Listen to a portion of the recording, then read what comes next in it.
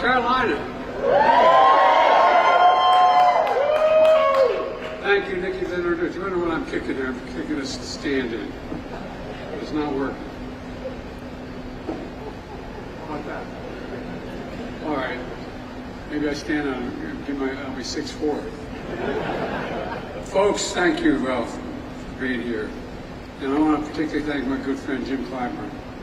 The truth of the matter is, all of you know in South Carolina, I wouldn't be standing here if it were not for Jim Clyburn.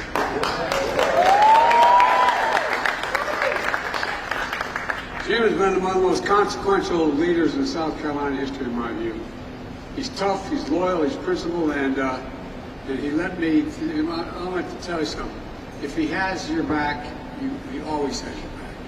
And Jim is good to be back in your home with you and your daughter. And look, former Mayor Steve Benjamin couldn't be here today, and you all remember Steve as your mayor, because he's traveling with his family. And it's great to have him here, have him part of our team. But his mom and dad are here. By the way, if you have seats, sit down. I'm sorry.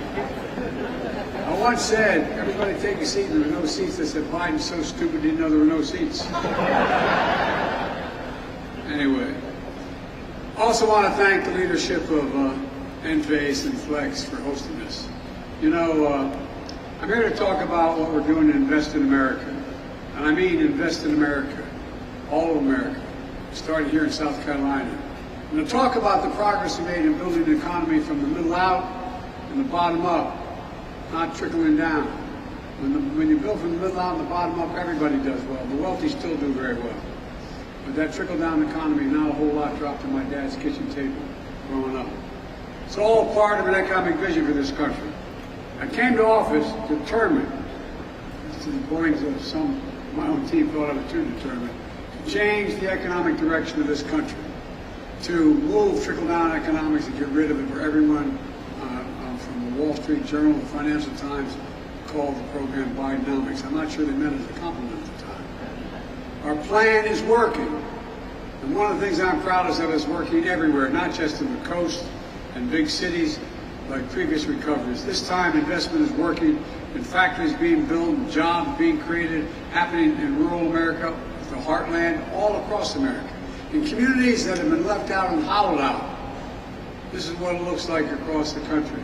Over 13 million new jobs since I've been elected to office. More jobs than any president's ever created in the first 2 years. Nearly 800,000 manufacturing jobs, including 14,000 in this state alone. This state alone. And again, that's more in 2 years than was created in 4 years, any other administration. Unemployment been below 4% for the longest time in 50 years. Inflation is less than half of what it was a year ago, and we're continuing to work on it. You know, I know we have more to do. Bringing down inflation remains one of my top priorities. Job satisfaction nationally is at a 36-year high. The share of working-age Americans in the workforce is as high as it's been in 30 years. Remember they used to say, Biden spent all this money to keep people from working?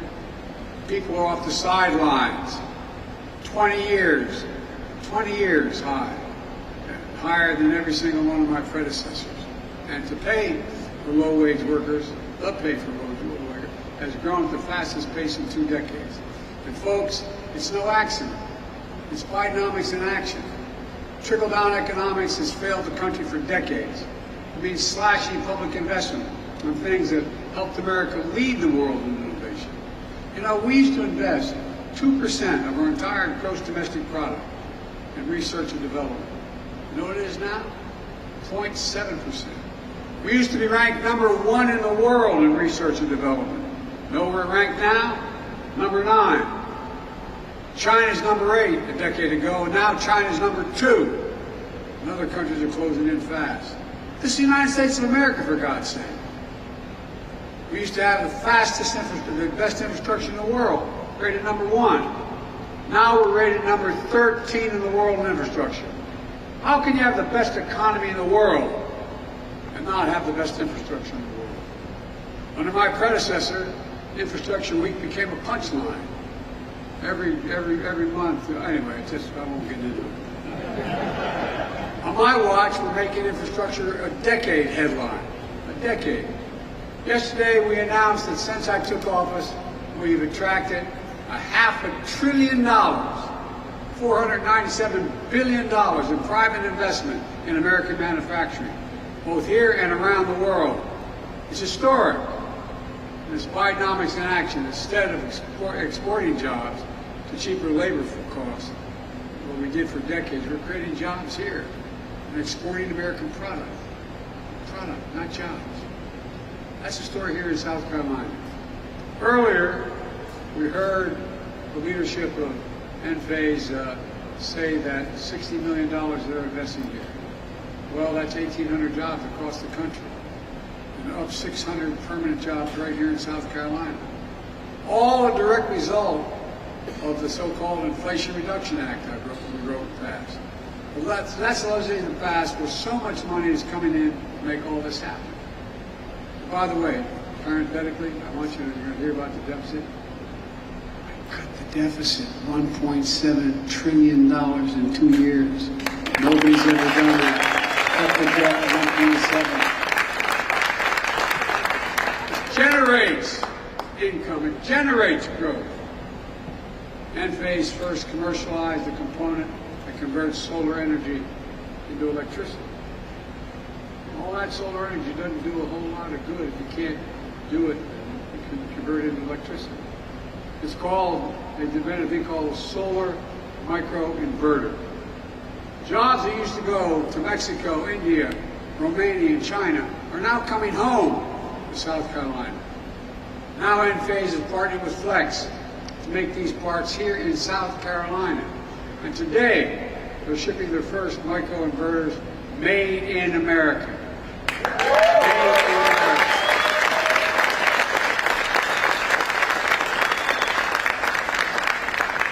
The good news is 90% of these jobs require intelligence but don't require a college degree. And Flex is working with Midlands Technical College in Columbia to develop training and pathways so folks can get these jobs. Since I took office, we've seen over 60 domestic manufacturing announcements all across the solar supply chain. One of the biggest is in Dalton, Georgia. You may find it hard to believe, but that's Marjorie Taylor Greene's district.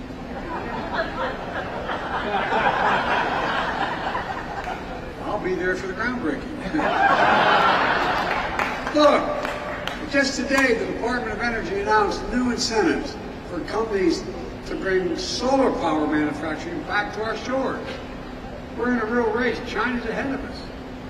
This is another step in helping us meet the goal of 100% clean, renewable energy electricity by 2035. By 2035, all electricity in America is going to be generated by clean energy. That's a big deal. It's saving billions of tons going into the air, pollution. You see the same story in semiconductors. Those small little computer chips the size of the tip of your finger that affect nearly everything in our lives, from your cell phone, to automobiles, to refrigerators, to the most sophisticated weapon system. They need these. And guess what? America invented these chips. We're the ones that invented them. We sophisticated those chips. We made them what they are. But over time, we went from producing nearly 40% of the world's chips down to less than 10%. That's why we designed and I signed the Chips and Science Act. All these names don't mean much until you know what they produce. Because I knew we had to reclaim America's leadership. Now, all over the country, semiconductor companies are investing a record hundreds of billions of dollars to bring chip production back home in Ohio, New York, Arizona, all across the, like outside Columbus, Ohio. Intel is investing in 1,000 acres outside of Ohio, $20 billion. $20 billion. It's going to take 7,000 people to build the two, they call them fabs, factories, and it's going to take 5,000 permanent workers. Near Syracuse, Micron is investing up to $100 billion over the next 20 years, beginning now. In Phoenix, Arizona, TSMC is investing $40 billion, producing thousands of good-paying jobs. As I said, for example, in Ohio, those 7,000 jobs building the facility are going to generate economic growth in an entire region outside of Columbus, because they're generating, they bring along, you need stores, you need drugstores, you need a lot of things to maintain those jobs. And we're also seeing 3,000 jobs, those 3,000 jobs working in the fabs. You can make $100,000 a year. That's the average salary. And you don't need a college degree. Make 100 grand. The middle class, this is a game changer. We're investing in the American agenda is about bringing supply chains home. Clean energy future, made in America. Before the pandemic, supply chains weren't something most Americans thought about. If I said to you 6 years ago, we're worried about a supply chain, you look at me like, huh? Well, I would have looked at you the same way. But today, after delays in parts and products, everybody knows why supply chains matter. We know for too long, China's dominated the production of raw materials needed for critical products. That's why we're building alliances with our friends all across the world, increasing our production here at home to create alternative sources for the minerals we need. Our goal is to bring full battery supply chain home. We create a battery belt stretching from Michigan to Georgia. In Chester County, South Carolina, Albemarle is investing $1.5 billion to process lithium for electric vehicle batteries. That's not only create 3,300 permanent jobs, but it will lift up a whole community. Restore some pride. It matters. The lithium will power components like it's going to be being made in redwood materials near Charleston, where the company's making the largest investment in the history of the state. $3.5 billion to build a battery materials manufacturing plant, creating 1,500 jobs. That's another community changer. It's a game changer. And those materials will go into batteries that will be recycled by companies like Serbia Solutions, which is investing $300 million here in Richland County, creating another 300 permanent jobs. That's community after community after community. There's been that change. That's on its way. The change in enough communities is going to change the state. It's going to change the country. And Jim Clyburn's institute, Promega Energy Storage Technologies, is investing $279 million to manufacture batteries, to store energy, to power the grid. Look, what do you think we have said if I came when I was here trying to get the nomination 3 years ago? And I told you about, while I was campaigning, that we'd see this kind of investment in South Carolina, billions of dollars. I think you would have been a little skeptical. That's why I fought so hard for the things I wanted to do. Didn't get much help from the other team. That didn't stop us from getting it done. And that's going to transform the world. All told, since I signed the Inflation Reduction Act and the CHIPS and Science Act into law, companies have announced $11 billion in manufacturing and clean energy investments just in South Carolina. $11 billion. Companies across the county, across the country, are expanding factories, building new ones, creating tens of thousands of good-paying jobs, most of which don't require a four-year degree. And when I say every job in America should be a good job, including a free and fair choice to join a union, I mean it. That's right. The manufacture of clean energy technology will be made stronger by collective bargaining relationships. That's up to you to decide. It's not just manufacturing. Through the bipartisan infrastructure law, we've already announced over 35,000 projects all across America, like the Brent Spence Bridge, which is a $1 billion operation over the Ohio River, from Ohio to Kentucky. And today, in New York, we're investing a record $1 billion to renew the Hudson Tunnel. We walked through that tunnel that was built 100 years ago. It's falling apart. You'd be able to go through it 100 miles an hour instead of 30 miles an hour. Over in Union County, South Carolina, we're building 6 bridges critical to moving people and goods across the street. Each bridge is over 60 years old with weight and volume restrictions that cause detours, congestion, and supply chains. The oldest one is where South Carolina 49 crosses the Tiger River. The biggest one, right here in Columbia, Malfunction Junction. We all know it. How many years have we talked about fixing Malfunction Junction? Now, thanks to Jim Clyburn and the help from the infrastructure law, it's finally going to get fixed. It's going to get fixed. We're removing every single lead pipe in America. More than 100,000 lead service lines go into homes here in South Carolina. They're a risk to everyone's health, including children. So it's time to get them removed and replaced. We're building. We're helping Richland School, District 1 here in Columbia, purchase 16 new electric buses. Woo! Because guess what? The diesel buses cause accidents. They cause problems. They cause additional problems. You all remember during the pandemic that thousands of people in this state didn't have a connection to high-speed internet, wherever, in their business or their home. Everybody now talks about we're going to close that digital divide. That divide between those who have reliable internet connection and those who don't. South Carolina is receiving $1 billion to close that divide, connecting every home and small business across rural America and rural South Carolina that doesn't have reliable high-speed internet. Thanks to Jim Clyburn's Affordable Connectivity Program, fancy name, but it's real. That's saying that 359,000 South Carolinian families are already saving $30 a month on their internet. Look, we're doing this in communities all over the country. You can see exactly where the money's going and whether you're affected in your community here by going to invest.gov. Click on to invest.gov, put in your location, and I'll tell you what's happening in your community. You all see projects we're delivering in communities all across America.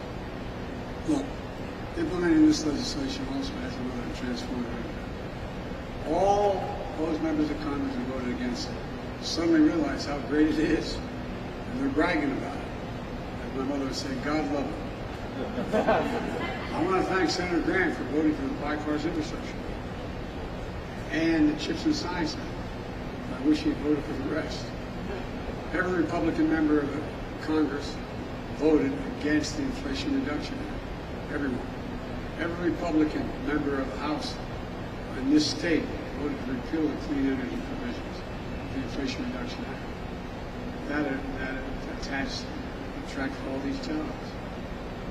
You know, and then after that effort failed, the Republican Study Committee, which includes over 3/4 of the House Republicans, just released a plan to go at trying to repeal it all again. That hadn't stopped them, though, from claiming credit. Now the billions of dollars and thousands of jobs are coming to the United States. It's not unusual. The distinguished senator from the state of Alabama, former coach of the university, strongly opposed the bipartisan infrastructure bill. Is now hailing its passage. He said, quote, "Great to see Alabama receive critical funds to boost ongoing broadband efforts." Yeah, it's great. That's all right, because I'm one of those guys that believe in conversion. Look, folks, on a very serious note, when I got elected, when I proposed these pieces of legislation, I made a commitment that I'd be present for all Americans, whether they're elected officials voted for their events or not. All Americans. Wherever you voted for there. And I've kept my promise. In fact, some analysis have said that the laws I've signed are going to do more to help red America than blue America. That's okay with me, because we're all Americans. Because my view is, wherever the need is most, that's the place we should be helping. And that's what we're doing. Because the way I look at it, the progress we're making is good for all Americans, all Americans. Let me close with this. I'm not here to declare victory on the economy. I'm here to say we have a plan that's turning things around quickly, and we have a lot more work to do. When I came to office, we had a fundamental decision to make. Would we continue down the trickle-down economic path of policy has failed us time and again. It grew inequality. It saw jobs shipped overseas. Towns hollowed out. When I ran, I promised we would not continue down the trickle-down path. But here's the simple truth about trickle-down economics. It represented a moment when we walked away from how this country was built. Bidenomics is just another way of saying restoring the American dream. 40 years of trickle-down limited the dream for those at the top. But I believe that every American willing to work hard should be able to get a good job, no matter where they live. In the heartland, in small towns, in every part of the country. To raise their kids with a good paycheck, keep their roots where they grew up. That's the American dream. My dad used to have an expression for growing up, my word. He'd say, Joey, a job's about a lot more than the paycheck. It's about your dignity. It's about respect. It's about being able to look your kid in the eye and say, honey, it's going to be okay, and mean it. That's Bidenomics. It's rooted in what always worked best for this country. Investing in America. Because when you invest in our people, when you strengthen the middle class, we see stronger economic growth that benefits everybody. I've long said, it's never been a good bet to bet against America. And I can honestly say I've never been more optimistic about America's future. We just have to remember who we are, for God's sake. We're the United States of America.